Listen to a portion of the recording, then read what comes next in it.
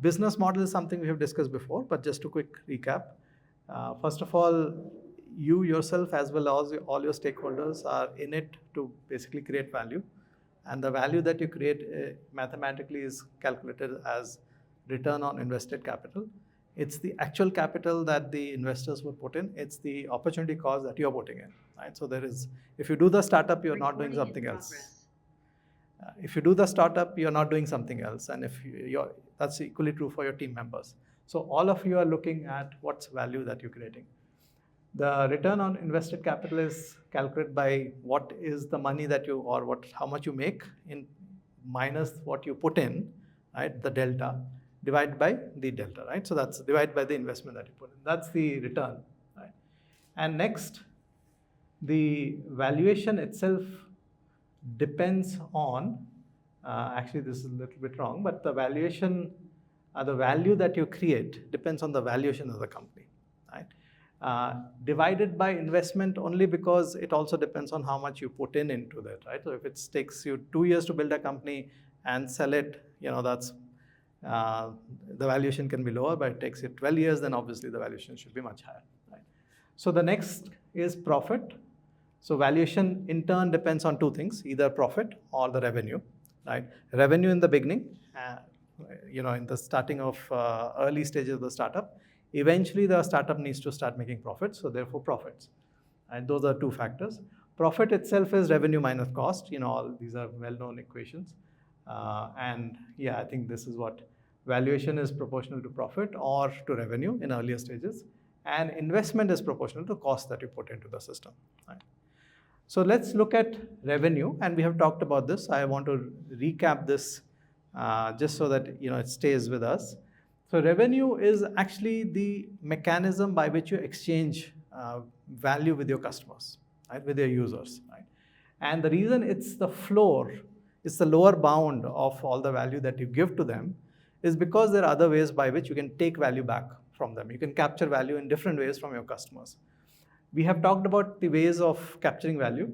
For example, besides revenue, you can get feedback, you can work collaboratively with your co-creators. That's very, very valuable. So you don't have to worry as much about monetizing your early customers, which is why co-creators, we said, you know, don't worry about establishing business model. Don't try to validate your business model early. Secondly, early adopters are also a little bit hesitant to pay too much, although they do pay.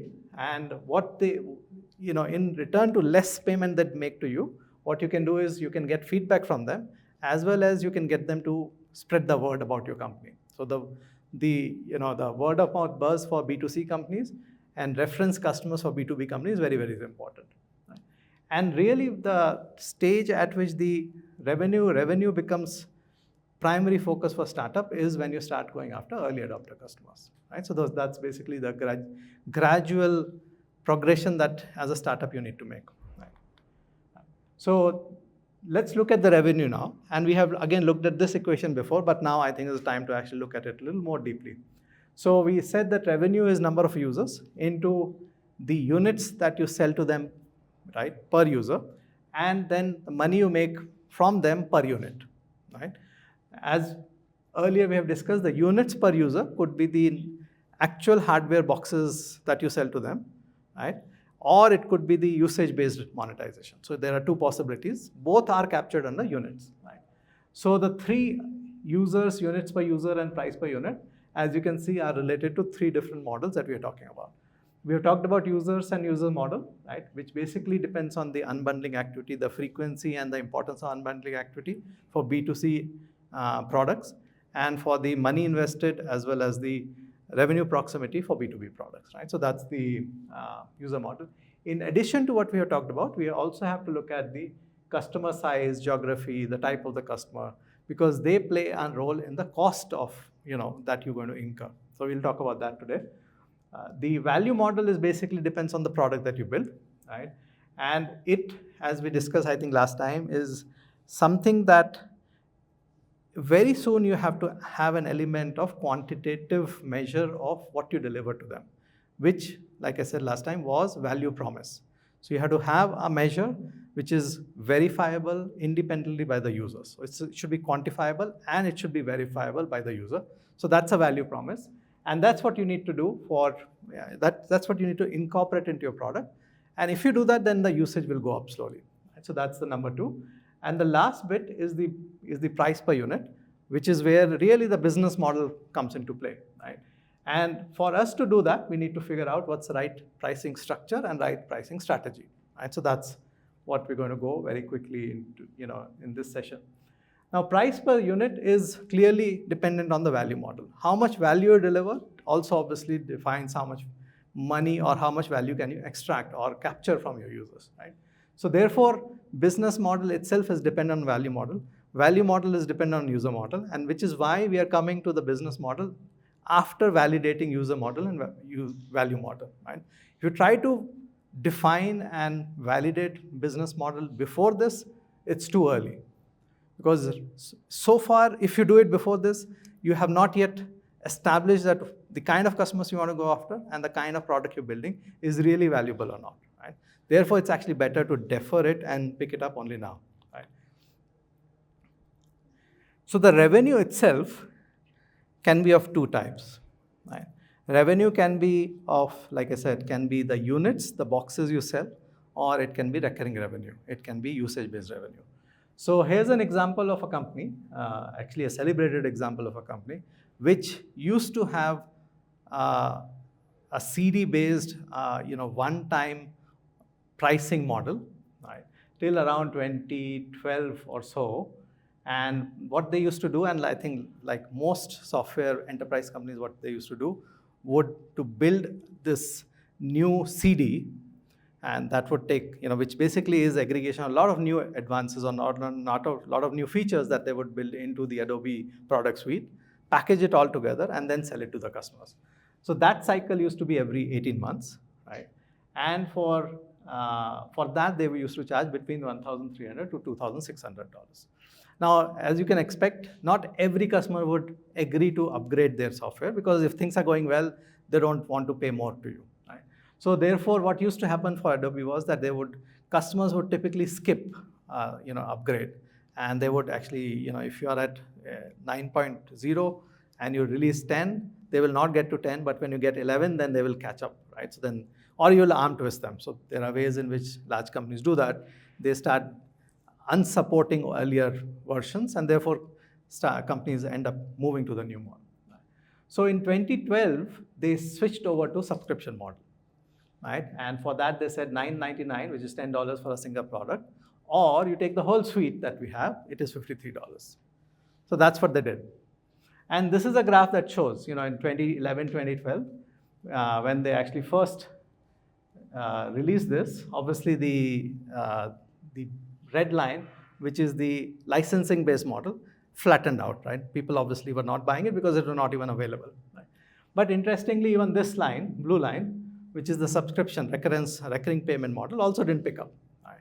Eventually, obviously, a good thing for Adobe was that people needed their software, so there was no way around it. So they eventually were forced to, or they were convinced to switch on to the subscription model.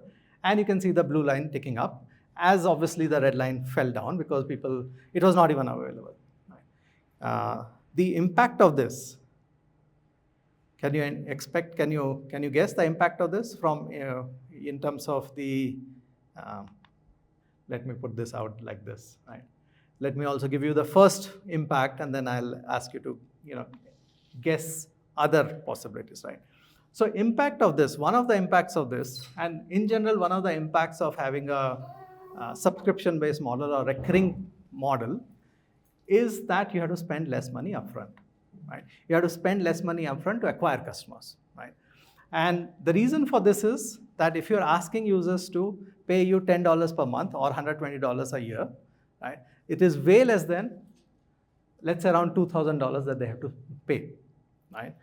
So therefore, the decision to start using a product is actually much easier for them, right? I can try $10 per month, I can try for 6 months. If it's not working out, I'll unsubscribe, I'm done. But if I have to pay $2,000, I'm going to spend lots of time to evaluate, is it really worth it or not, right? Therefore, the marketing spends for Adobe came down. And this was actually, because it's a public company, they actually put it out, and you can see the efficiency of marketing was actually went up. So they used to make around, for every dollar that they spend, they used to make $3 in sales, right? After 2012, 2013, that number went up, right? Went up to 3.7, then 4, and so on and so forth, right? So that there's a very clear efficiency in marketing that you can get. So maybe you can guess one or two more. What other advantages you think you would have if you were to switch to a subscription-based model or a recurring payment model? And this is very, very relevant for hardware companies also, as I'll explain in the next slide. But any guesses? What else would you expect to benefit if you switch from a one-time payment, large payment model to a recurring payment model? Unbundling of the products can be easily tried by the customer. Correct. If they are not sure whether we should go for. Correct. That I think is captured in the $9.99 for a single product and $53. So you don't even have to try the full bundle, which is $53. You can just start with $10. Is the advantage of subscription model as well? Sorry? One of the advantages. Yes, it is one of the advantages. Correct. Yes. Any other guesses? So the user base would widen, like you have more people who are using your product. Correct. Exactly. So instead of going after the enterprise customers who have the afford, who can afford $2,000, you can actually start acquiring smaller customers.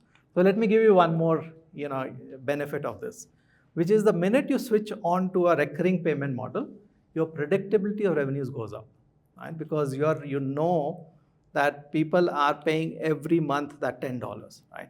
Because alternate is that you wait for 18 months and you have new release now. I have to go back to them and convince them that they should upgrade.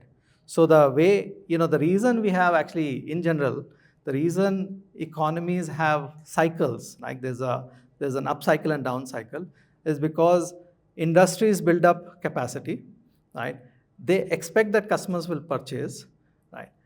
So they have to invest a lot of money.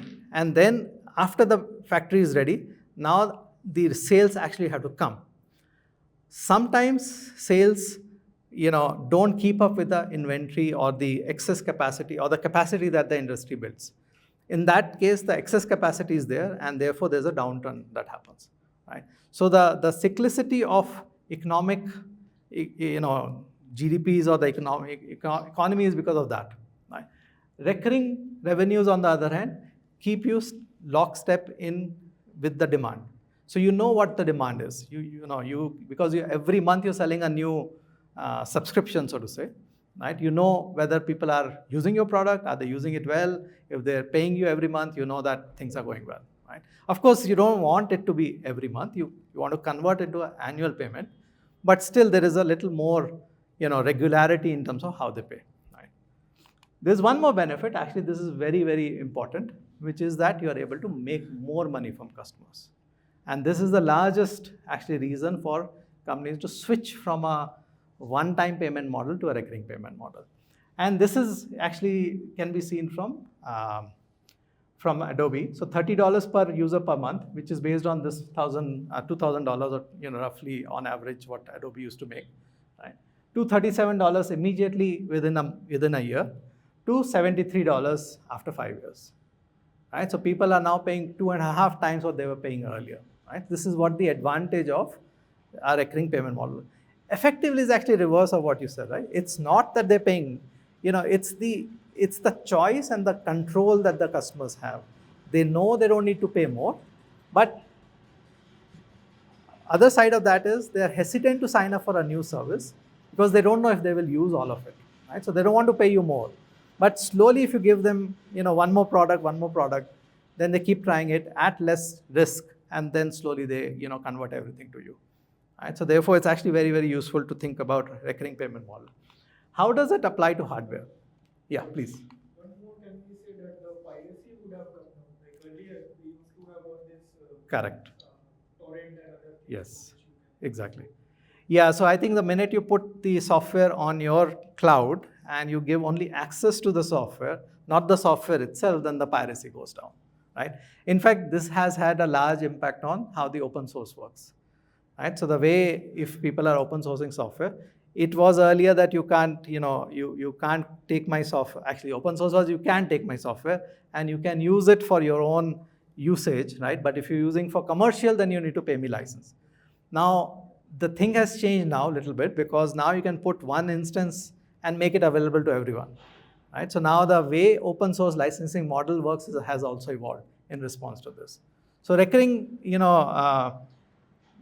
payments, one of the leaders of this was Salesforce, right? Which in 2000, I don't know when, 2002, 3, something like that, was the first to say the software is dead, right? Or I think it was basically to say that the old version of in which you used to buy software is no longer available.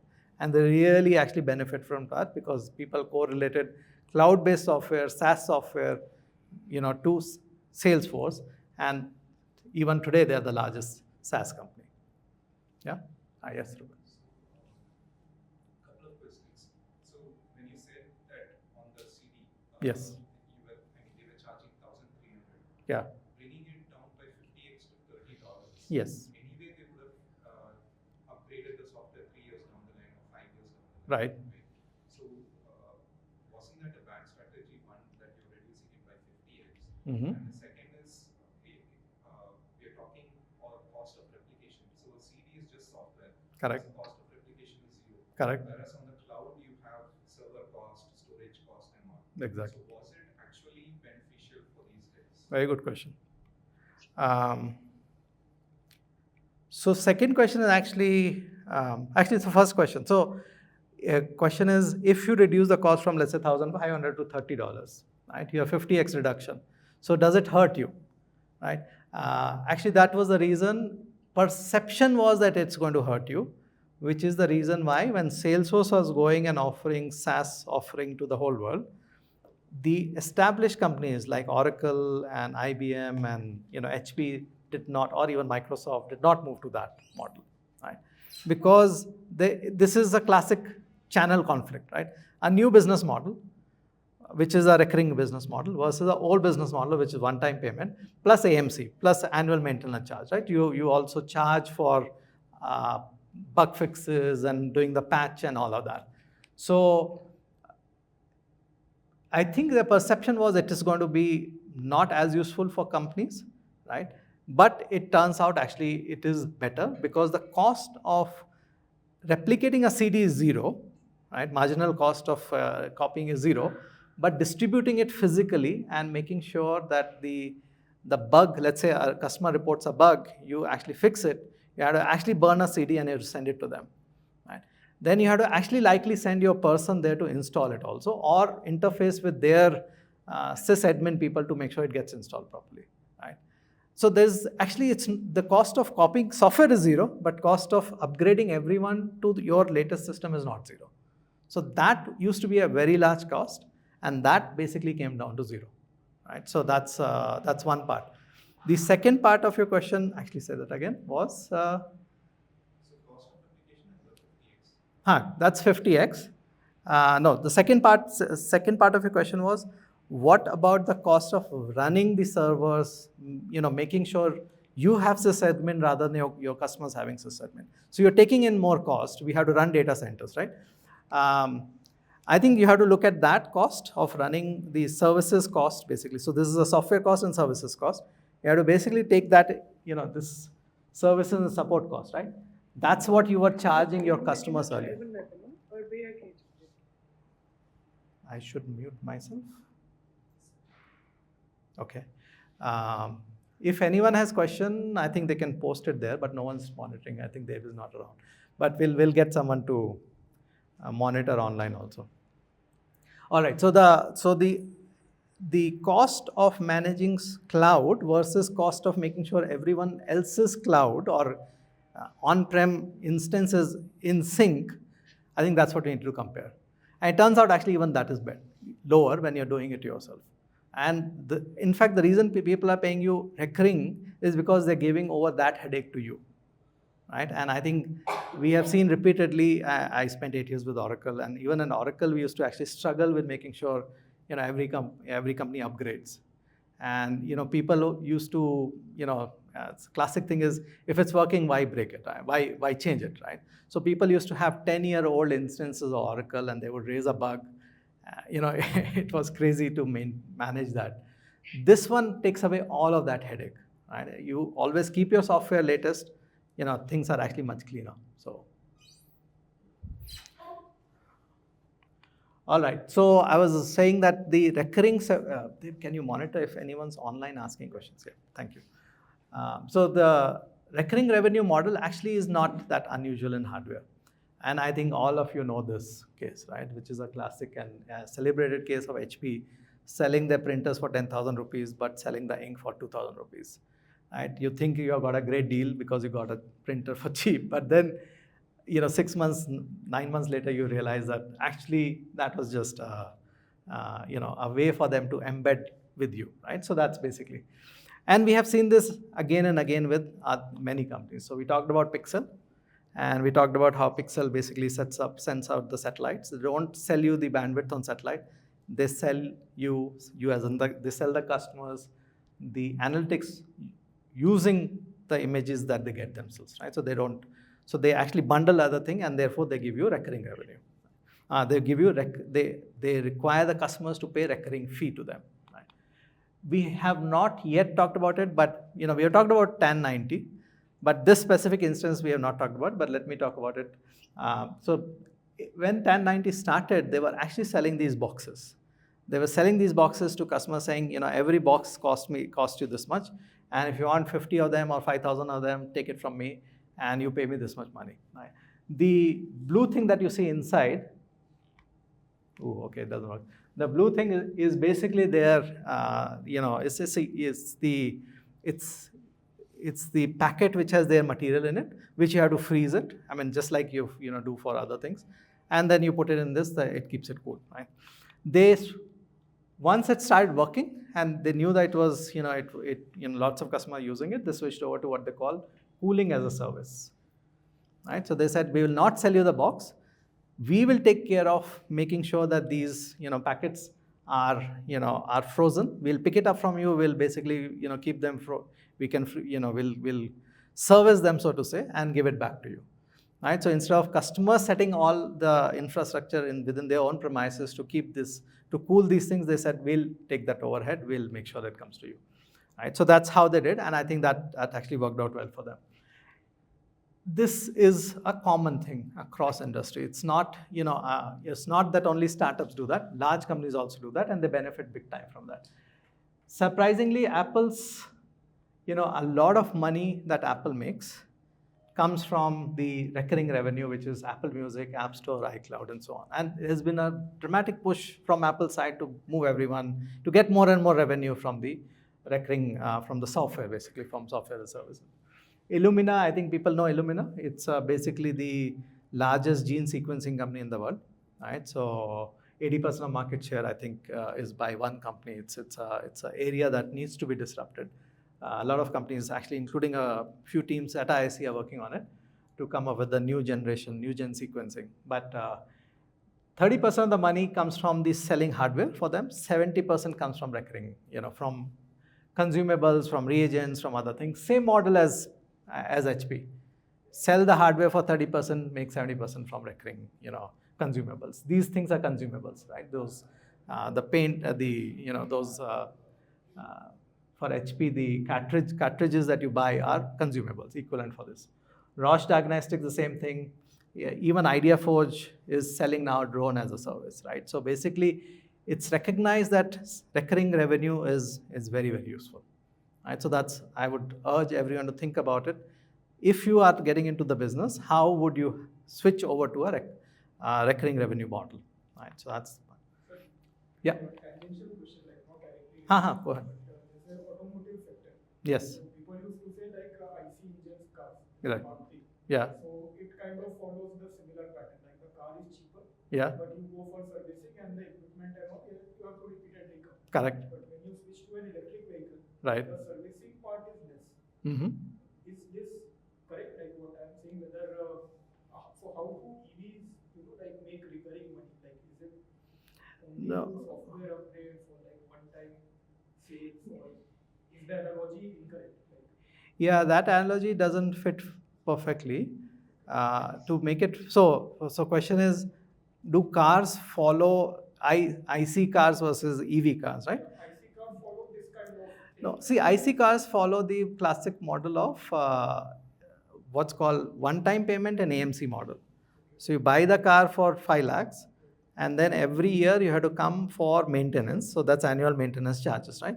So that's typically in software and hardware world, in tech world, the AMC costs are around 20 to 30% of the license cost, right? So, and then you have to force everyone to buy the new car every 5, 7, 10 years, whatever is the right. So that model between IC cars and EV cars doesn't change. The reason is that you are still buying the car. You still have to make that decision. Are you going to spend 5, 10, 15, whatever lakh rupees to buy the car? If you want to switch from there to a recurring revenue model, what you would do is to say that, and that model actually works very, very well in US, which is that you lease a car from me. You don't buy a car, you lease a car, right? And if you lease the car, I give you assurance that every, let's say 2 years, you can get to the newest model, right? So you can upgrade to the newest model without having to worry about it.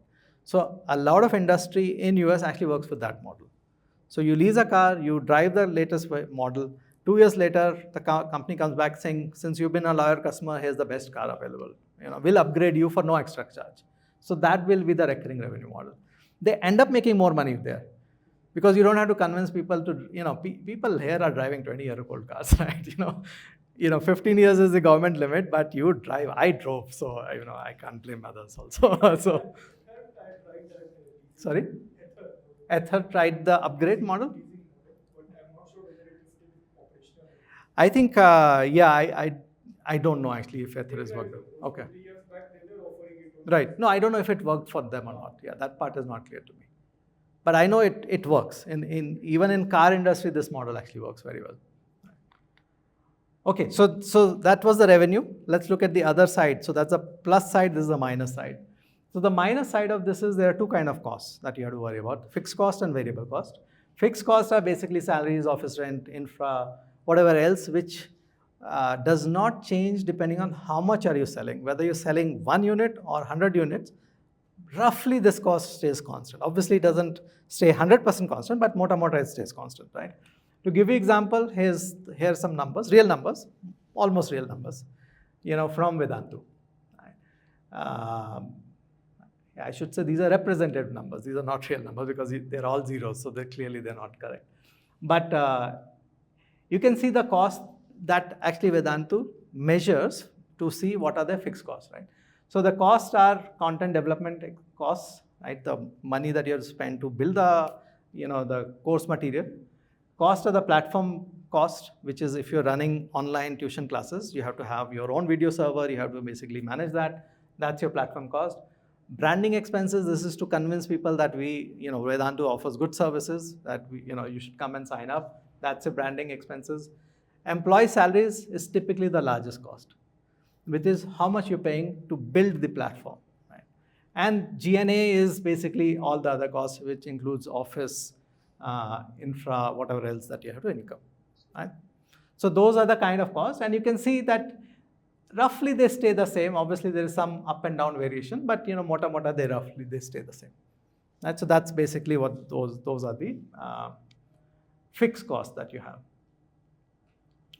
The question there becomes, what other costs are there? Can you guys guess what other costs are not listed here? So if you're going to run a startup, here are some costs: the employee cost, office cost, platform cost, content cost, branding cost. What other costs are there that you're going to incur? CAC, customer acquisition cost, correct. Sorry? Insurance. No, insurance is in G&A. Yeah. Right. Okay, so let's look at the other costs. The other costs are variable costs, right? And this captures everything else that's there. So there are 3 variable costs that you have to typically worry about. First is the cost you have to incur to create the value, which is to create the product, right? So if you're going to sell let's say the cameras, right? You have to build the camera. So the cost of building the camera is value creation cost. Second is value delivery costs, right? Which is basically if the camera is or actually a better example is, which became actually very, very big during COVID, was this exercise machine or cycle called Peloton, right? It basically, during COVID, you couldn't go out, and in US, basically, this company called Peloton said, okay, we have bikes that you can, this is standard bikes, you can buy it from us. The different thing they did was they had a big screen, and on that screen they basically were able to get a coach, so to say, to monitor what you're doing in terms of the parameters of, are you biking well or not well, and they added an element of social thing. So when you're biking, other people who are also biking at a given time, could see that, so in some sense it was a class, and you could join that class. You can bike for 1 hour or 40 minutes, whatever, and you know that how others are doing during that class, right? So value creation cost in their case would be the cost of making the bike and selling it to you. Actually, just the making the bike. Value delivery cost is the cost of, making sure that this online experience is provided to you, right? It's basically, it is how you are delivering that social element to the users. And the CAC is obviously the CAC, which is customer acquisition cost, right? Let me give you how Vedantu did this, right? So here are the costs that Vedantu incurred. So revenues are the revenues, again represented in numbers. So revenues are going up, and like you saw on the previous slide, the fixed cost was not going up from 45 to 50 to 55 lakhs. The revenue went up, but the fixed costs remain roughly the same, right, actually. Minus, so typically in the revenue side, you actually do a gross, which is your list price, then you do the minus of the discounts, right, which is in this case between 6.5 to 8.5 lakhs. And the net revenue, which is actual money that you want to collect, this is not money you actually collected. This is what you think you will collect, is this, right? Then comes the actual collections, right? Sometimes people don't pay up, right? So that's a different matter. But this is the net revenue. Production cost is the value creation cost, right? This is the cost of actually having a faculty member teaching that course, right? Because the online tuition class has to be taught by someone. The cost of service, which is actually the, at that time, what are you, for that instance of value, what are you consuming at that time? That's your cost of service, and as well as gateway charges, and the total direct expenses, right? So direct expenses are basically, if you have one teacher, and the class has 50 students, then you must have tutors also, right? Because a teacher is, while teaching, people are asking questions, and it's an online setup. So what Vedantu used to do, for every 8 to 10 students, they would have one tutor.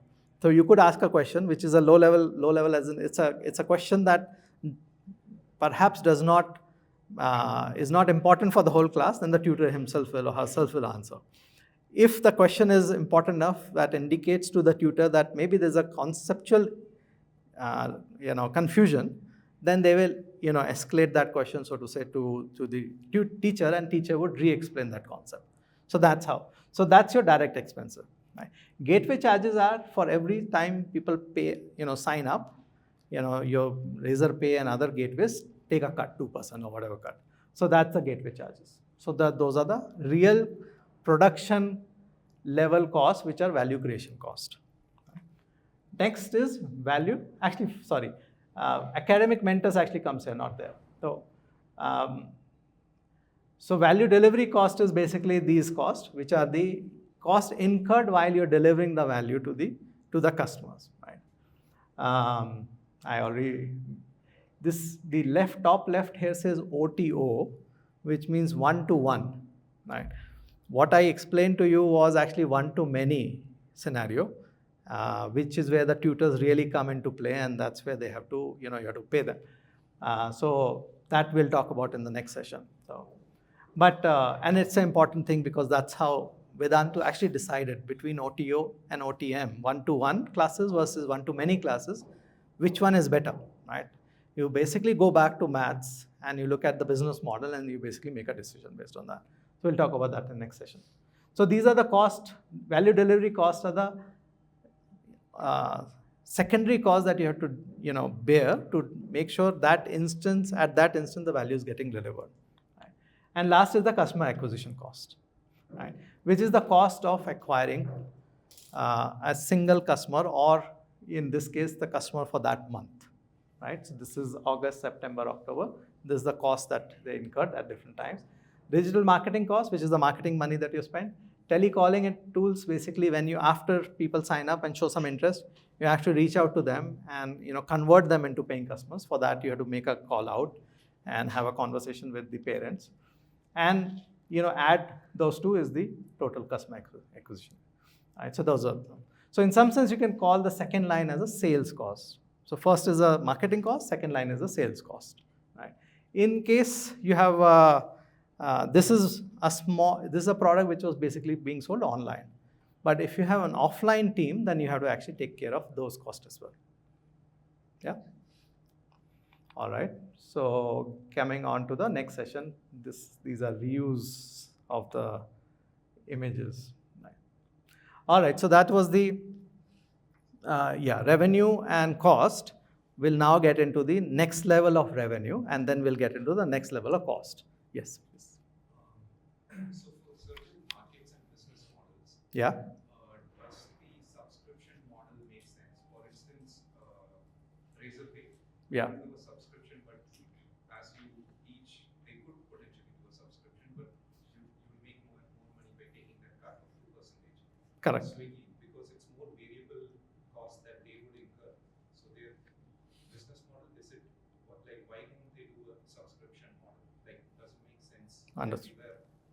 Okay, fair enough. So the question is, does it make sense? Does the subscription model always make sense? And two examples that you have picked is Razorpay, does it make sense for them? And Swiggy, does it make sense for them, right? So I think the important point here is it's not subscription model per se. I think it's a recurring revenue model. And I think the question you're asking is exactly what I'm going to cover in the next section, which is to figure out the way in which you can get a recurring revenue which is proportional to the usage of the product, right? So Razorpay, being a payment processor, payment gateway, has a very simple proportionality. So every 100 rupees that you get paid through my system, I take 2% or so from you, right? That's the model that they have. So it's not a subscription model, but it's a recurring payment model, where the recurring payment is directly proportional to the value that's getting created for the customer, right? So that's one. Swiggy definitely have a lot of variability, right? So in some months you might order many times in a week, and some other months you might not order for several weeks. In fact, Swiggy has seen that, surprisingly, that during, at least surprising when I heard it first, that during Diwali season or any festival season, the demand goes down, right? So people actually don't order as much. You think that people will be ordering more during a Diwali time or so, but actually what happens is during Diwali time, the number of orders come down, right? So there's definitely a seasonality there. So the question is there a proportional, is their revenue, is the money they make, is it proportional to what people are ordering or not? And answer is yes, because they charge you on a per delivery basis, right? So they charge you as a customer, as well as, more importantly, they charge the restaurant. That 20% or so of the order value is taken as a marketing charge, so to say, or commission by Swiggy. So there is a direct proportionality. In addition to all of that, what Swiggy has found, and I think that's true for all companies, Urban Company and Vedantu obviously already has subscription, but let's just stick with these two for the timing. They have found that adding a subscription layer on top of it actually helps you to make more money. And the reason for that is there is this sense of paisa vasuli, right? You have paid 500 rupees. Now you have thinking, I need to recover my 500 rupees from these guys. So you want to order more so that you get more value from it. And it's not just, it's actually a psychological thing. It's not just paisa vasuli for us. It's that if you get the pricing out of the way, then the human mindset shifts to the value, it becomes more value centric. So you're not doing this maths. Is it worth it? They're going to charge me 10 more rupees for this. Do I really want to do it or not? So that friction gets out of the way, and as a result, customers become more value centric. So first, proportional revenue, recurring revenue is definitely good. Second, on top of it, adding a subscription actually gives you additional boost. We have seen that with Swiggy, we have seen with Urban Company. It's actually always a winner. So if you can add a subscription layer, definitely better. All right, so let's look at the question you asked, saying, how should you figure out the right what I call pricing metric, which is the next slide. But let's go with start with the starting point. So revenue is number of users into units per user into price per unit. If you take the last two parts of those two, put them together, that becomes the average revenue per user, right? Which is a well-known term in industry. So ARPU or ARPA, sometimes it's called ARPA because average revenue per account. If you're selling many products to a customer, to a business enterprise customer, then it's an account, and you count ARPA. Right? Now pricing, which is the last term here, has two components. You have to think about the pricing structure, and you have to think about the pricing strategy. Right? So it is interesting, but not surprising, that the pricing structure depends on the value strategy. Right? So if you're building a startup which is effort-led startup, typically you want to use input metrics. If you're building a startup which is access-led startup, typically you want to use output metrics. If you're building a performance-led startup, then typically you want to use outcome metric. If not, you want to go back to the output metric. Right?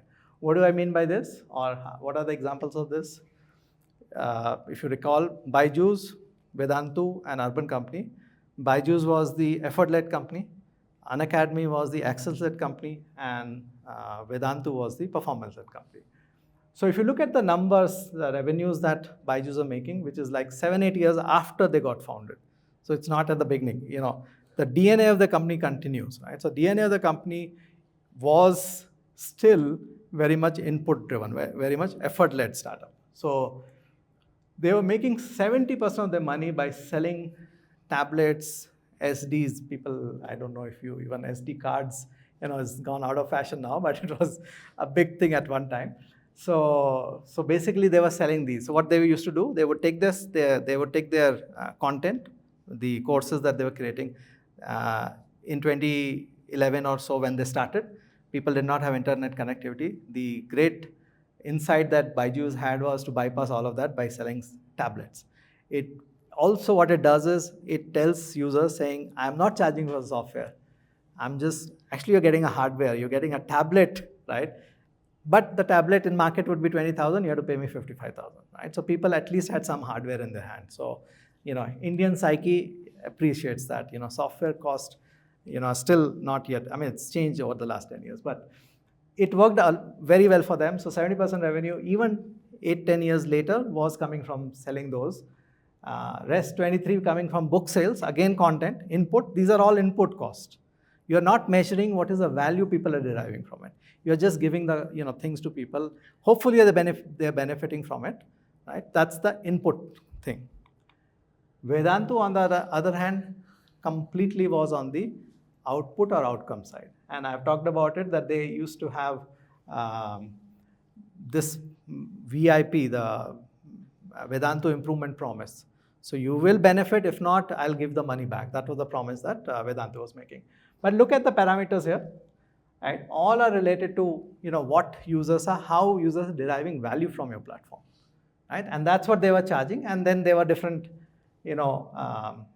tiers of these things. Right? So people were basically willing to, they were given choice so that they could pick their level of support that they wanted.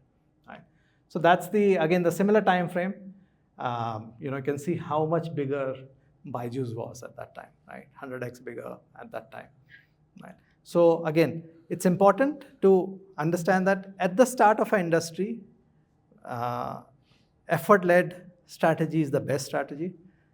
After some time, performance-led strategy becomes the best strategy. After some time, the next player that comes looks at where the gaps in the market, what are not being served, which customers are not being served by the current large players. Typically, that is started as a access-led strategy, which is what an academy did, right? So those are 3 value strategies. They convert straight into the pricing structure. So effort-led is input pricing structure. Performance-led is output or outcome, and access-led is typically output. All right, so now you have to ask yourself, this becomes a category specific thing. So what should you price it on? What are those anchors that you want to price your products on? Right. Typically, every sector has its own well-established anchors on which you want to price the products on. Right. In the car industry, the anchors are well established, which is the size of the the engine, right? The liters, 1.2 liters, 1.8 liters, 2.4 liters. That's a very, very common metric. The other, over the last 5-7 years, what has also happened is that from manual drive to automatic drive has also become a accepted metric. But if you go back to 7-8 years, right, automatic vehicles, although they are delivering more value to customers, were not appreciated as much by the customers because that anchor was not established, it was there, not clear in their head, and therefore the companies that were building automatic vehicles were not able to charge them more. Today, automatic vehicles are charged much more than the manual vehicles, but that was not the case a few years back, right? So these anchors evolve over time, and companies or startups have to, Marutis and all are not startups, but as startup, you have to actually work on them. You have to slowly let them evolve. So that's how you need to look at that. And so what really can you do to figure out your pricing metric? Right? So let me give you an example of this. So the example is a well-known, I guess most people would have heard about this. Google actually became Google, not obviously because the search was very, very good, but really became what they became because of the ad network that they built, the AdWords and AdSense, products that they built. Right? If you have paid attention to that, there are 3 ways in which Google charges advertisers. So advertisers can pay either based on how many times your ad gets displayed, right? Which is called CPM, cost per impression. M stands for 100 or 1000. So cost per 1000 impressions, CPM. Or you can pay based on the number of clicks, which is an output metric, which is CPC, right? What it does is it gets the customer from the ad to the website, right? It is not yet, they might or might not buy on your website, but they have come to your website. That's CPC. And the last one is CPA, cost per action, which is when they do the action that you want. Let's say you want them to come to your website and then fill up a form. If they fill up the form, then you pay them the money. That's based on the outcome metric, and that's called CPA. Right? So there are 3 different ways in which ad industry works. Right? Can you guys guess which one is the most commonly used metric? What are advertisers most comfortable with between CPA, CPC, and CPM? Huh? CPC, okay. CPM. Okay, so go CPC and then CPM. Why do you think CPC? Because most of the products they advertise in the urge to, because they have their own data. So using their data, they want to show the products we are interested in, or we have some in the our we show in the advertisements. We have more in the wish list or in the cart. Okay. We have a more tendency to click whenever it comes. Right. But why are advertisers more happy to pay CPC? Ideally, you would want them to, I would think CPA would be the largest because I pay only on success. I don't pay for random, junk traffic that you send to me, right? There's a possibility that Google games it and, gets random people to click on your ads and they all land on your website, but they are random people. So CPC might force you to pay lots of money, but that's junk crowd, right? CPM, why did you think CPM is? CPM indirectly to marketing for the companies as well. Correct. When you see the advertisement, they're also getting marketing. The Correct. marketing Exactly, exactly. And CPM actually historically has always been the way in which the industry has worked. Yeah, I mean the discount coupon plugins they operate on CPM. Discount coupon actually can work on either CPM or CPC. Yeah, they used to, but Yeah. majorly they now work on the metrics side. Yeah, see, the reason is that if you look at newspaper, you look at TV, you look at radio, they're all CPM. There is no clicks, there is no action. You just put it out there, you hope that right people see it. Actually, you don't hope. You do a lot of market research to make sure you pick the right newspapers, right, first page, third page, whatever, right placement, and then you kind of, calculate whether actually it worked out or not. So the industry historically has worked with CPM, but you would expect CPA to be the most valuable way because that's the thing, right? This is the reality. Reality as in this is what happened. So CPM was the most common thing for the longest time because that's what people were used to it. So 2002 or so, whenever 1996, 97 is when Google started, 99 or so when, or 2000 is when this, AdWord and AdSense started. So for 6-7 years, it was CPM, right? But over time, CPC started overtaking, right? And now I think 2/3 is CPC, so you're right, and CPM has kind of gone down, right? CPC was output metric, yes, not outcome, right? So the interesting thing is people are not actually paying for CPA. You would think they would pay for CPA because I think a restaurant pays to Swiggy on CPA. You get me an order. If I get 100 rupee order, I'll pay you 20 rupees. I'm not going to pay you anything otherwise, right? I'm not going to pay you 20 rupees just so that you can put my listing above someone else's listing, right? That's now not the model. You get me an order, I'll give you 20% of that, right? But CPA did not take off on Google. And the reason is roughly something similar to what you were saying, which is that CPA, in some sense, customers, advertisers have little more information that they can use to push people in the right direction, right? You come to my website, that's good. If I can understand your intent after you come, I can now, I have many possibilities. I have many products to sell. I can give you the right product, right? Yes. So what was CPA and CPC? CPA is cost per action, so that's outcome based. CPC is cost per click, which is that user has clicked on the ad and come to your website. So the output. CPA was the last one. CPA is yeah. This is CPA. Outcome is CPA. Output is CPC, and input is CPM. Right. So interestingly. You went that. Okay. So CPC is interestingly the winner and not CPA. CPA actually CPL it's called, cost per listing also it's called now, right? So there are many. Google is still trying many different possibilities because Google believes that it will over time have enough information about users and their preferences to sell the right or to show the right ad to right user. So they still believe CPA is the way to go or variations of CPA, but as of now, advertisers prefer CPC or output metric, not outcome metric. Right. Yeah. Does it change based on how much the advertiser is paying to Google? Like each of them, depending on what an advertiser chooses, Right. he has to pay a different. Between CPM, CPC, and CPA, yes. So input metric, output metric, outcome metric have different pricing associated with them.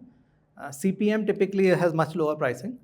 And I think the reason it will never go to zero is, I think, exactly for the reason. You still want to do branding. You still want to be in front of people. Even if they don't click on it, you want them to be aware of your product, right? So that's the role it plays. And therefore, it's priced lower. CPC, which is output metric, is priced a little higher because you're getting a higher intent user to your website or to your destination. CPA or outcome metric is priced even higher because you're actually getting only qualified users who have already done the action that you want them to do. So there are different pricings. Just something that I just came to mind. Yes. But, might be related to this. Sure. So previously, these the government institutions in India, like IIS, Right. They did not used to take out advertisements in newspapers. Right. To get admissions Hmm. because they were already But recently it's increased a lot for IITs as well as ISAs. What is the reason? I mean, there's still people still know about them, but why is the advertising increasing suddenly? That's a good question.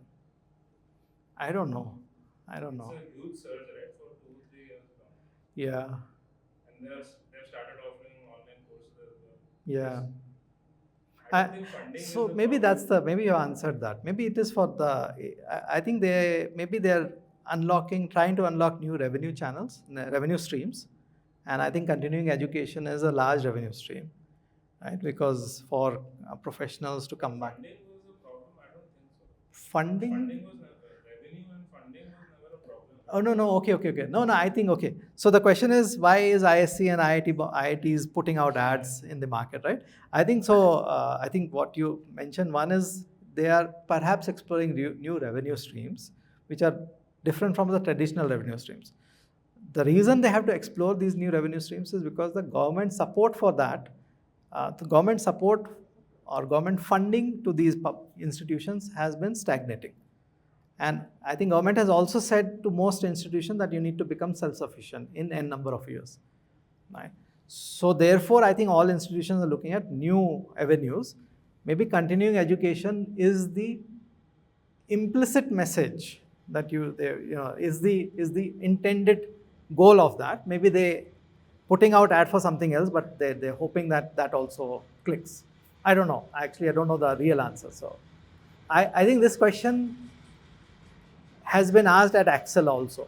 So within Axel, question has been asked that a lot of other funds, for example, Peak 15, Anderson Horowitz, do a lot of marketing. They do podcasts, they do events. Why doesn't Axel do those many events, and why is Axel so understated? And I think the answer is equally applicable to ISCs of the world.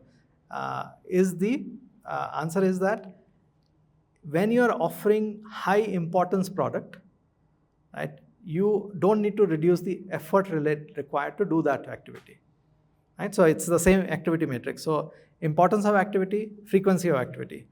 If the activity is very important, you don't need to reduce the effort required to do that activity, right? And what advertisements do is to get you traffic, so to say, which is lower intent. So more people know about it, more people apply to Axel, more people get rejected. Not a good thing, right? It's bad for everyone. You want the best entrepreneurs to figure out who are the best VCs, do their homework, decide who really adds value. If they are smart enough to figure it out, you have kind of done some filtering. So I don't know if that applies to ISC straight away, but I think somewhere there it's in the similar territory. Yeah, because like Renaissance, they are virtually invisible to the market, right? Because they just have that one simple website that's Correct. also very basic. Correct. As compared to the other advertisers. Correct. Yeah, exactly. So, all right. So coming to this pricing metric. So how really should we figure out what the pricing metric should be? And I think the point here is that you have to figure out between these input, output, and outcome based on the strategy, value strategy that you have chosen. If you are effort-led, then input. If you are value-led, performance-led, then output, outcome. If you are access-led, typically output. But this can change over time. And here's an example, which I actually mentioned already, which is Stan 90 started with input metric, which is all these box 90, P90, bag 90, and so on and so forth. All the products they had initially was input metric. As the capability improved, as the performance of the platform improved, and they could make better promises, they switched over to output metrics, right? So that's a very standard thing that companies can go through. Need not always happen, but it is possible, right? So you can always switch from one metric to another metric. Right? Second part of the pricing is strategy. What should your strategy be, right? So there are again 3 strategies, right? So they're all correlated. They're same value strategy, they're correlated to these strategies. So the three strategies are: you can be aggressive in your market, vis-a-vis your competitors. So you set the price so low, right? So that customers don't even have to think about it, and they basically choose your product, right? What it does really is it says, okay, I'm delivering so much value to you, but I don't want too much in return. Give me some money to indicate that you're serious, but it's okay. You keep most of the money. That's your aggressive pricing strategy. Premium pricing strategy is the reverse of that. You say, I'm really delivering a high value product, high quality product to you, therefore I'll charge a lot. Right? That's basically what it does. Right? So what it also does, similar to what I just mentioned, it allows the customers to self-select themselves. So they don't, if they don't really think they can use your product well, they will not pay you. But on the other hand, people who pay you typically have figured out that they really want your product, and therefore actually is a good strategy, right? You get good customers. And the third one, which I think a lot of people do, not always the good thing to do, but it basically they set the price roughly, slightly lower than the competitor's price, right? In this also, typically this strategy, so these are not my definitions, by the way, this is industry standard, The only interesting thing here is that there is a correlation between these strategies and the value strategy that you choose as a startup. Right? But the following pricing strategy also factors in the input cost, right? So if you're a finance company, fintech company, then how much interest you offers to your customer depends on how much money, what's the cost of capital to you. So you factor that in, right? So you make that plus whatever margin that you want to have. So that's basic. So basically it reflects the market conditions. So following does that, right? There's an interesting and important element here that I want to emphasize. So typically, most entrepreneurs, most startups think that if they reduce the price, then the demand for their products will go up, right? And this is what you would have or might not have seen in economics course 101, if at all you took. There's a demand curve, so it goes down with price. So the price is low, demand is very high. As the price increases, it keeps going down. At some point, it becomes zero, right? No one wants your product. Supply curve, on the other hand, goes up, right? If the price is low, people are willing to buy, companies are willing to build the product because they can make some money. If the price goes up, more and more companies want to build that product because the margin is higher, right? You can make more money, so there are more people, right? This is not how the tech industry works. Tech industry works like this, right? Which is interesting and it's different, which is that at a certain price, if you actually increase the, after this point, if you increase the price, the demand actually goes down. But it actually also goes down when you reduce the price, right? And the reason for this, can you guess the reason for this? So the demand curve is not like this, not a sloping line downward. There's actually a curve like this. And this is a term for this, these are called Giffen products. Right? But do you know why this would be?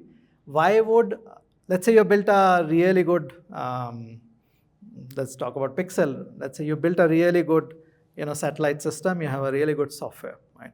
You're selling the product for, let's say, $1,000 a month. Right? You make it $2,000 a month. People still buy it. Let's say 2,000 is this point. Right? You make it 2,000. People still buy it, but little less customers are interested. You make it 10,000, many less customers are interested, right? On the other hand, if you reduce from $1,000 to $900, this line does not go here. Like you would expect this line to go down like this, right? It does not increase the demand. In fact, it actually reduces the demand. And as you go from $1,000 to $500 to $10, your demand keeps dropping. Why is that? Why would that be? Maybe people think that the quality of the product has been. Wonderful, exactly. So I think it's a very important point. I think most Indian startups don't appreciate that element, which is that price also is an indication of quality. If you charge too less for your product, which is very high quality product, what customers think is that kuch to gadbad hai, they're saying it chal raha hai, but something is wrong here, right? Either the product quality is not good, or there is something hidden. They will take my data and sell it to random people, right? You're visualizing kuch to gadbad hai idhar, right? That's why it's very, very important for us, for startups, to be aware of this. Please do not reduce your prices and expect the demand to go up. It actually sends a negative message for customers. So it's very important to find this equilibrium, and which is why pricing is such an important and such a difficult area to be, right? You need someone to really be thinking about it, which is why I tell startups that you must have a business person in the team. Right? If you have a techie, you will build a good product, it'll be out there, it'll be the best product, but you might price it very low, and then no one would buy it, right? So there's one more product which is actually not relevant to us, but I just thought I'll show it to you. It is actually a reverse curve of this. It's called WebLAN product, right? This is actually applicable to luxury products, right? Which actually is, the more you increase the price, the more the demand for it increases, right? So it's like diamonds, right? You say, I am a DBS diamond, I have whatever extracted from South Africa or wherever, or it might even be going from India. The higher it is, the more the demand for it, right? You would want to be in that situation. You want your products to become like this, so that the more you charge, people think maybe they have something. I'm not able to appreciate it, but there must be something. Let me pick the higher package, right? So you want your products to start looking like this. Tough for early stage companies, but I think it's definitely something to keep in mind, right? So those are 3 different curves.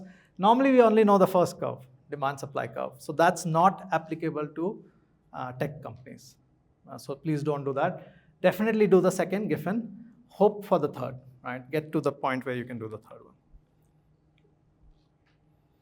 All right. Hi. It's like at individual level or at a market level? Because at market level, when you decrease the price, there might be another segment that might be interested in that. For instance, let's say I'm targeting tier 1 cities. Correct. Top of the pyramid. The second curve makes sense. When I reduce the first point, they might do, but there might be tier 2 or Exactly. Yeah. that might be interested in. Yeah. So the question is are these curve applicable at the individual company level, or are they applicable at the industry level? So the answer to that is actually two tiered. Number one, your company, your startup itself will have its own strategy, will have its own DNA. So first and foremost, the pricing strategy should depend on your DNA of the company and your value strategy. So okay, I don't think I call out explicitly. So it's a good that you asked this question. So if you are let's say effort-led, actually let's start with the simpler one. Let's say you're a performance-led startup. Which pricing strategy do you think would be most applicable? Premium pricing strategy, right? So performance-led companies will have premium strategy, right? Number one. Number two, if you are a, let's pick one, effort-led company, which strategy do you think will be most applicable? Actually, it's number one. So if you look at, so if your effort-led strategy, if your company has effort-led strategy, then you typically want to do aggressive pricing. You want to capture the whole market. You don't want your competitors to come in, so that when you offer them other services, they come to you, right? If you are a access-led company, which is now you're finding gaps in the market, right? Then typically you say, okay, let me price it lower than the competitor. You pick your competitor, right? An academy would pick, am I going to compete with Byju's or am I going to compete with Vedantu? If an academy say, oh, I'm going to compete with Byju's, then it will make sure its pricing is following the aggressive pricing of Byju's. It will price itself lower than what Byju's is doing. So there is a correlation between these 3 strategies and the DNA of the company or the value strategy of the company, right? So that's number one. I think these curves therefore become applicable to the strategy they're choosing. If you're choosing the premium strategy, then clearly you want to be here, right? If you're choosing the aggressive strategy, then basically you're saying your assessment of the industry is that you're in the first curve, right? If you're doing the following, then basically roughly you're here. But my point is overall as a company, and I think it's applicable to all sectors, not just one company, full sector, that this psychology holds true. So it's not a company-based thing, it's a sector. It's not even sector-based thing, it's a psychology-based thing, right? It is dependent on, are you a luxury product? Unlikely tech companies are luxury product. There's a functionality, there's a value which is very easy to establish, right? So therefore, typically, tech companies are in the middle one. Does that answer the question? All right. Okay, so here's an example of an academy and Vedantu and the pricing strategy they used. Actually, I don't have the numbers here. Where are the numbers? Okay. I think I don't have the pricing numbers here, but basically what Unacademy did was actually copied more or less the pricing, I mean, the tiers that Vedantu was using. They came after Vedantu. Vedantu started in 2014, Unacademy started in 2016 or so. Right? So therefore, there was already in the market, player, and they said, okay, we will basically follow a similar strategy. They priced themselves lower than both Byju's and Vedantu. Right? So that's basically, and Vedantu had the highest pricing, then was the Byju's, and then Unacademy. Right? So that's basically how. This is pre-Byju's acquisition, Akash. Akash was a well-established, tuition classes, so therefore that helped them change the dynamics a little bit. But pre that, this was the case. And like I said before, the reason Vedantu was able to charge more than anyone else was because they were making a promise. They were saying, follow the classes, do 75%, attend 75% classes, do 75% of the homework. Your grades will go up. If they not go up, we'll give you money back. That's the promise they were making, right? And that's basically, it says here, our promise is applicable to all long-term courses. Right, so, yeah. All right, so let's go to the next level, and I think the last part. So that promise thing, why did they put it in a bigger font? I think it says right here. It says right here. Yeah. No, I just pointed here. It says here also. Yeah, we take complete ownership and accountability of child's progress. So I think it was not a small text. It's not like a home loan kind of thing, like star, you cannot return, you close the money loan before, whatever.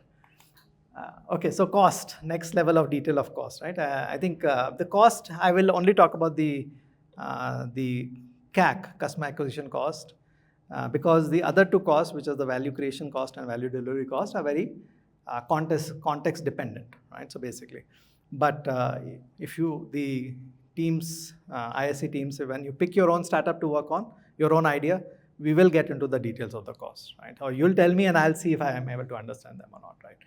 And ARTPARK teams can also obviously come back and talk about that. But CAC is the customer acquisition cost, and CAC is actually not important for early stage companies.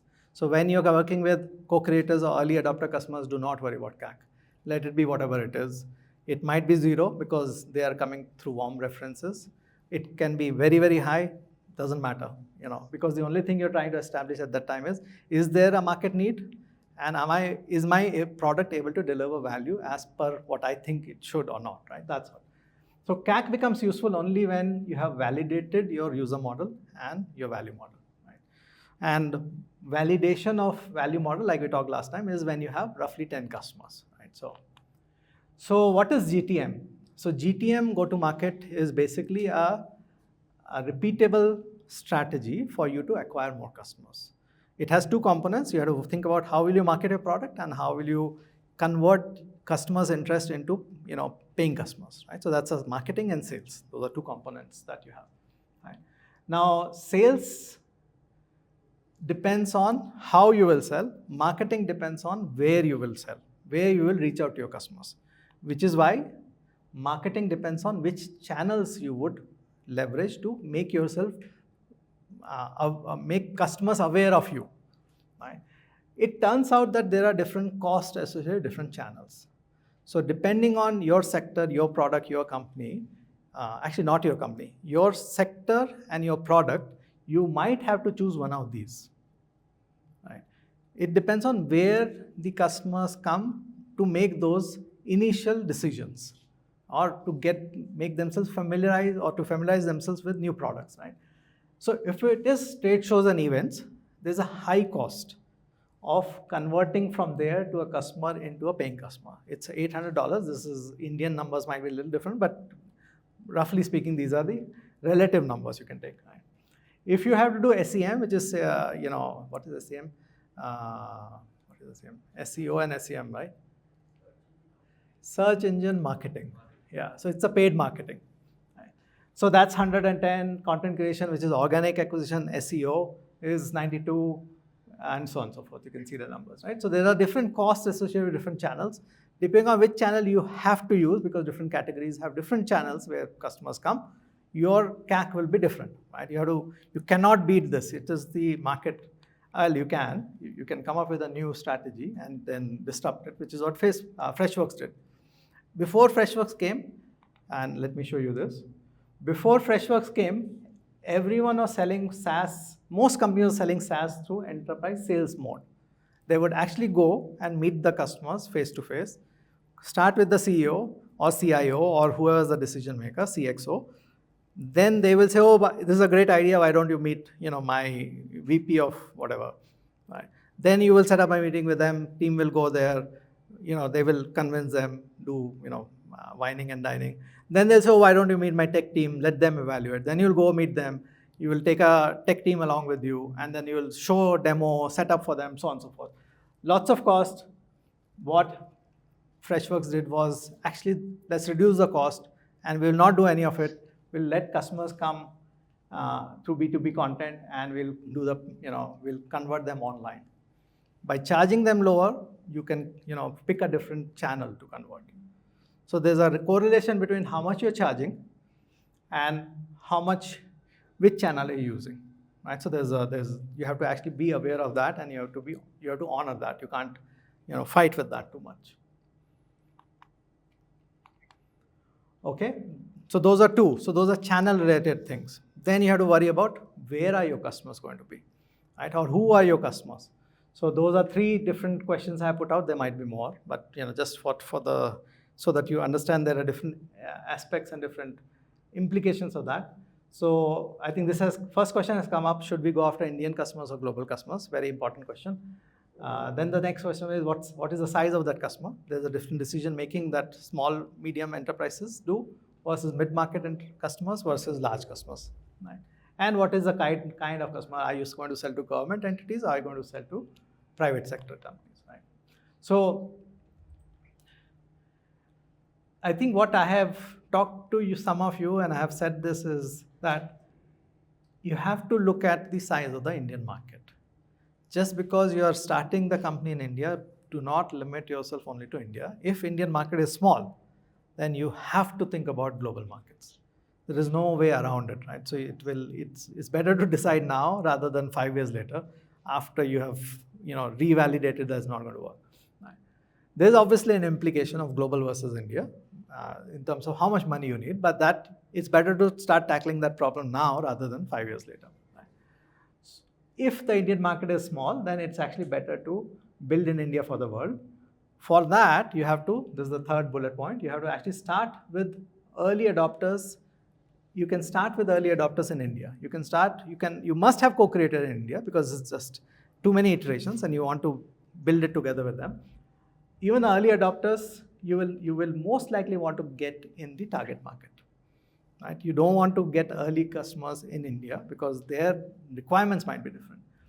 If so, therefore, your MUP will be created in India. Minimum unbundled product will be built in India for co-creators.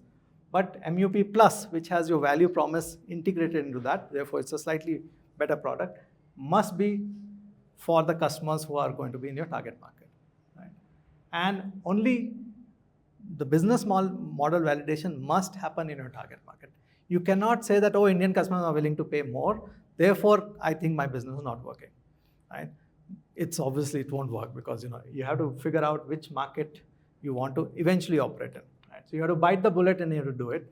Here's an example of a company which did this. Right? Actually, there are many examples.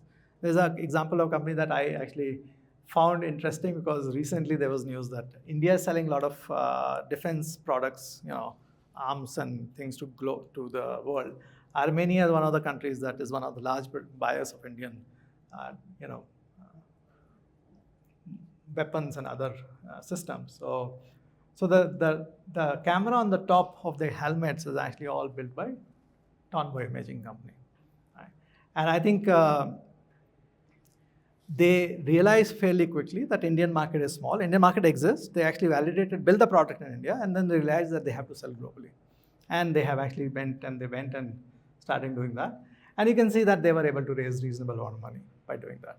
So it is possible. You can start by understanding the 500K to 4.6, 6.4, that came very, very early, and I think these guys are very, very appreciative our team and supporting them at that stage because no one else was supporting them. But that's what helped them to actually build the product, sell it in India, then go global. And then that's how they were able to become a large company. Right. This is the other part. I think it's again, this is the customer size, right? And I think this is the equation that we have looked at. Number of users into price per unit, units per user into price per unit, right? If you combine the last two, it becomes average revenue per user. Now, if these two are kind of playing out here. So number of users on the x-axis, which is number of customers, and average revenue per user on the y-axis. And those are the two axes that you have. So if you have, let's say you have to build a 100 million company, right? Then if you are 10,000 into 10, so it's 100,000. So if you want to make 100,000 revenue, right, and you're charging them $10 per year, right, which is let's say what a Dropbox does, right, or what one of these freemium products does, right? Then you have to acquire that many more customers. On the other hand, if you're selling an elephant, right, then one customer that you acquire might give you $100,000. Right? So depending on how much you can charge, your whole GTM strategy will be completely different. That's the point.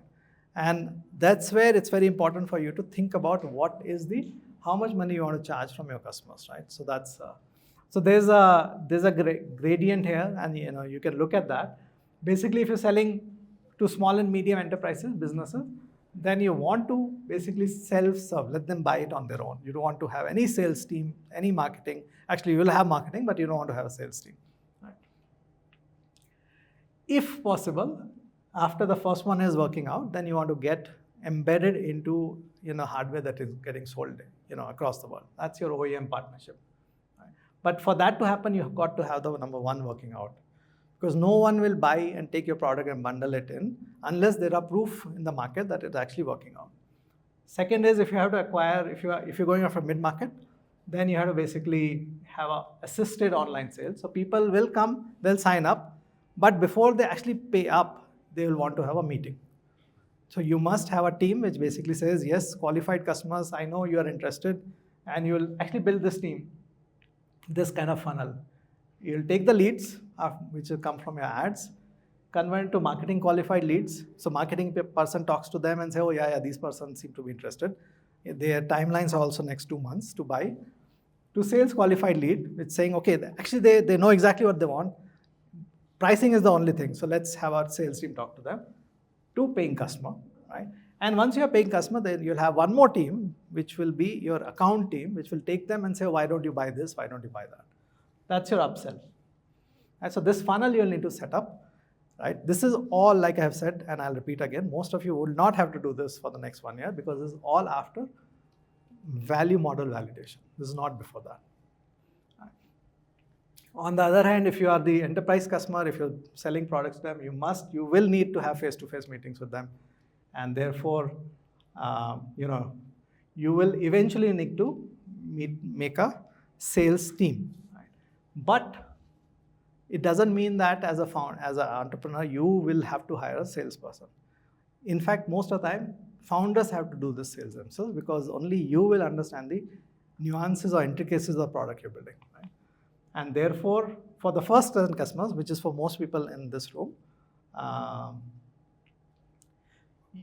the only way you will sell is by taking a business development hat. Which is you'll tell your customers, you tell me what your requirements are. I will tell you how you can actually solve that. So you're actually explaining to them, actually consulting, and you're giving them advice to them. In the process, they will buy it.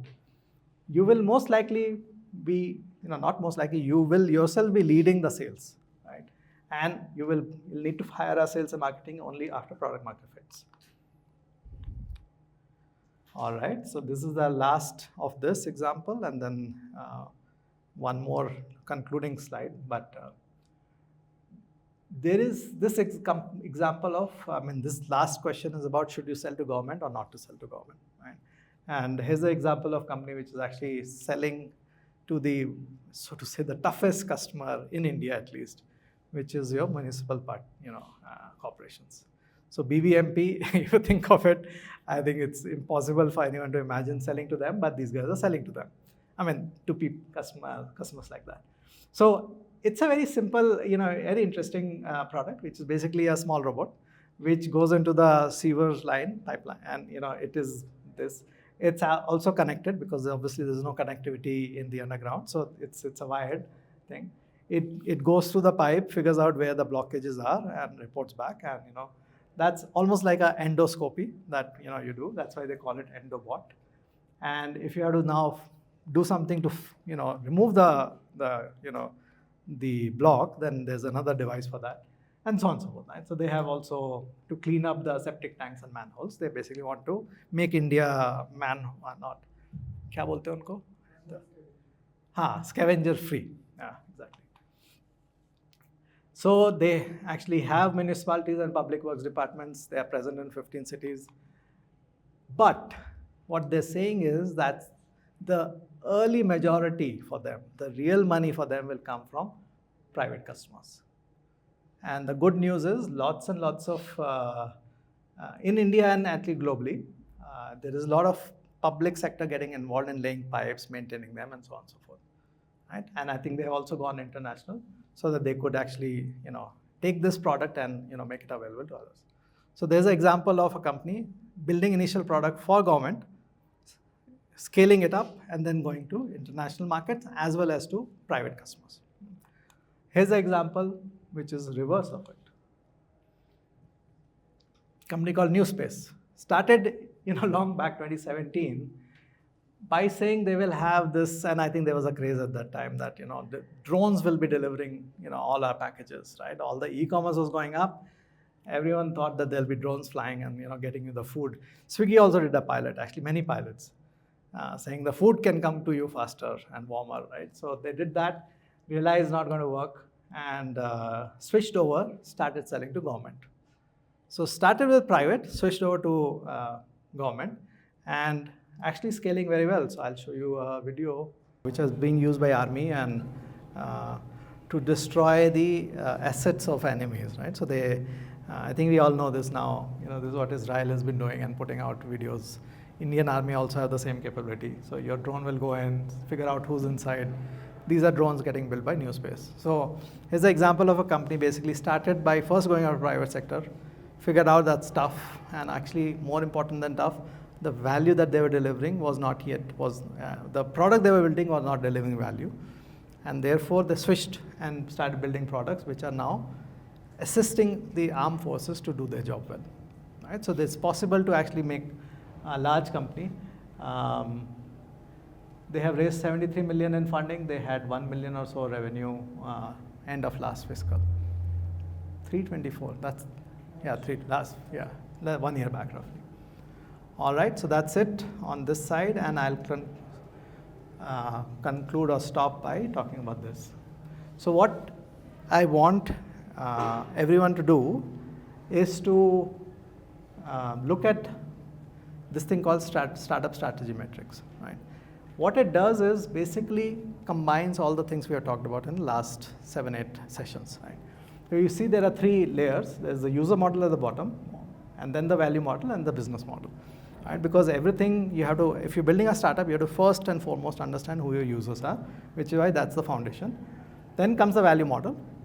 And once you have defined the value model, then you start thinking about business model, right? So that's basically the 3 layers, right?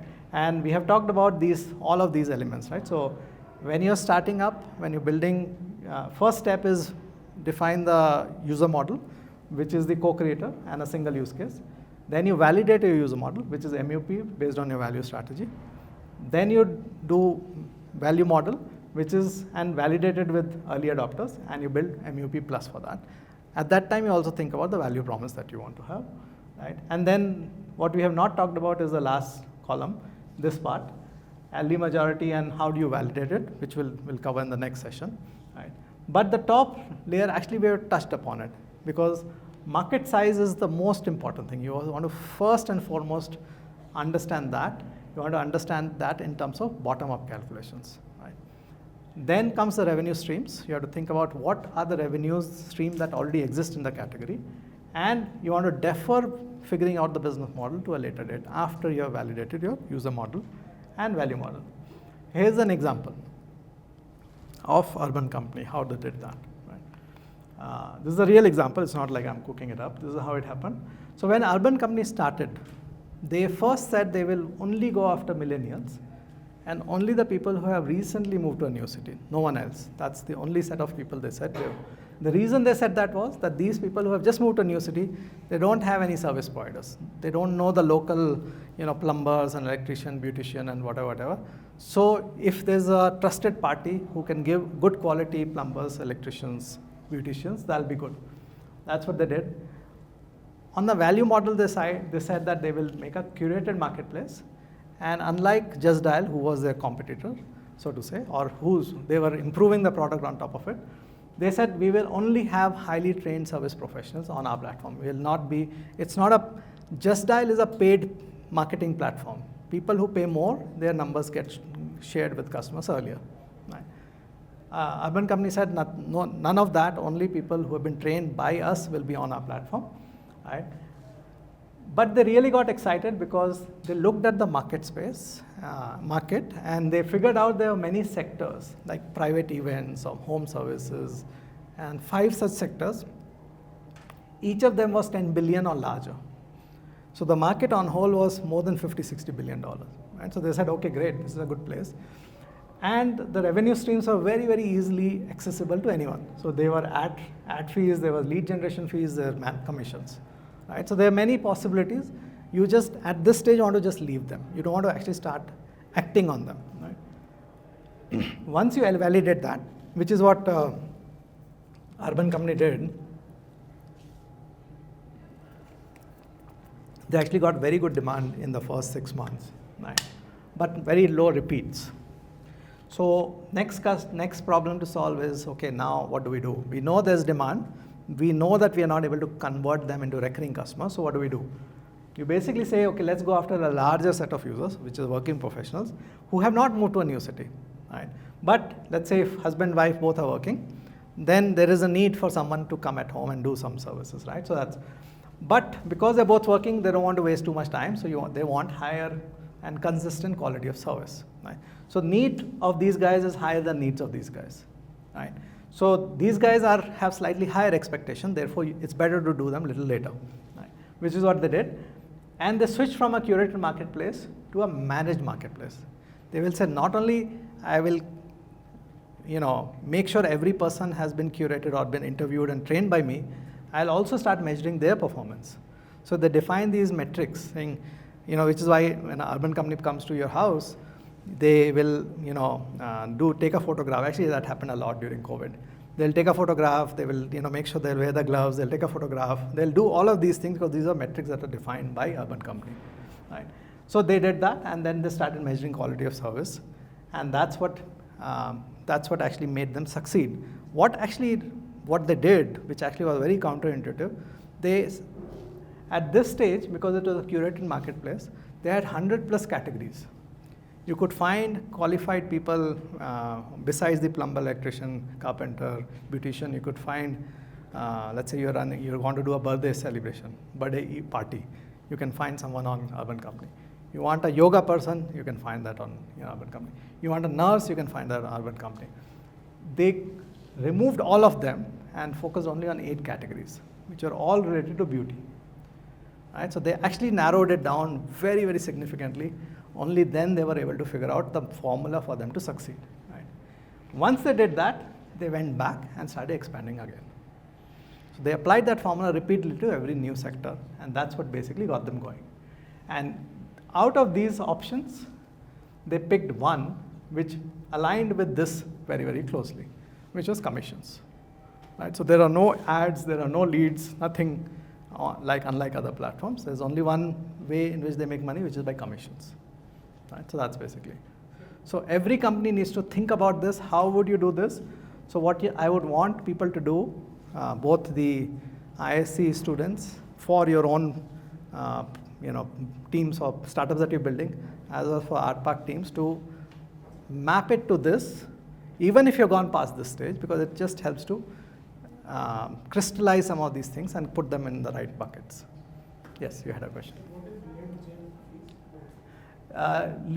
Lead gen fees is what happens is on Just Dial, for example. Actually, even your all the property sites. What happens is when you go, let's say on housing.com or any of these, when you go there, you say you're looking for a 2-bedroom house in this area, and you give your phone number and other things. That is captured by the portal and given to all the real estate agents. So your data, your intent is sold as a lead to other service providers. Right? So that's exactly what Just Dial does. So when you call up and say, I need someone to come and open the lock, right, or break the lock, that's a lead, right? People around you will say, I'll pay you 10 rupees, 100 rupees, right? So that's ad fees is whose number is shown first. So it's a placement issue. This is a intent-based thing. This is a success conversion-based thing. Commission is success-based. Right? So this is CPM, CPC, CPA, right? Or input metric, output metric, outcome metric. So, yeah. So that's all for today. I would want you to go fill this up. This is what is the requirement for midsem. Everyone needs to create this strategy matrix and fill it up and explain. Right? And for ARTPARK teams, if you are interested, please fill it up. I'm happy to have a chat based on this. Midsem is individual. Midsem, endsem is individual. I've got actually 3-4 people who have sent their projects, the startups, what they want to do. I think great. Rest should also send it across. What is your idea for? Yeah. Okay, done. That's all for today. Thank you. What we'll do is next week for ISC, we'll set up a time so that we can go over your assignment 1 and assignment 2. I'll send you back the comments on assignment 1, but if you have any questions about either your midsem or your assignment 2, we'll set up time so you can come and talk about it. All right, cool. Thank you.